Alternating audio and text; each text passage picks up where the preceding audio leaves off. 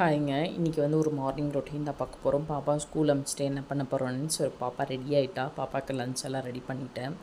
Ready ஆகிட்டு வெளியே வந்து உட்காந்துட்டாங்க. அதுக்கடையில் வந்து இந்த குட்டியை ரெடி பண்ணிடலாம். தலைக்கு ஆயில் வச்சுட்டு தலை வாரவே விட மாட்டாங்க. ரொம்ப அழுக. தலைக்கு மட்டும் ஆயில் வச்சு விட்டுட்டேன். பாப்பா வேனுக்காக வெயிட் பண்ணிகிட்டு இருந்தா, ஸ்கூல் வேனுக்காக. ஸோ ஆல்மோஸ்ட் வேனும் வந்துருச்சு.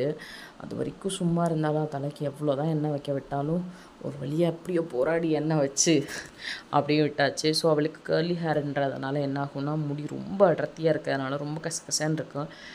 நமக்கு இது போடவும் விட மாட்டா. ஒரு வழியாக வேன் வந்துருச்சு. அவங்க அக்காவுக்கு பாய் சொல்லிட்டு வந்துட்டு ஆல்மோஸ்ட் பாப்பா அனுப்பிச்சிட்டு வந்தோடனே நமக்கு என்ன வேலை, வீட்டில் இருக்க எல்லா வேலையும் பார்க்குற வேலை தானே. ஃபஸ்ட்டு மேடமோட பெட்ஷீட்ஸ்லாம் போட்டுடலாம். ஏன்னா ஃபுல் அண்ட் ஃபுல் உச்சா ஃபுல்லாக.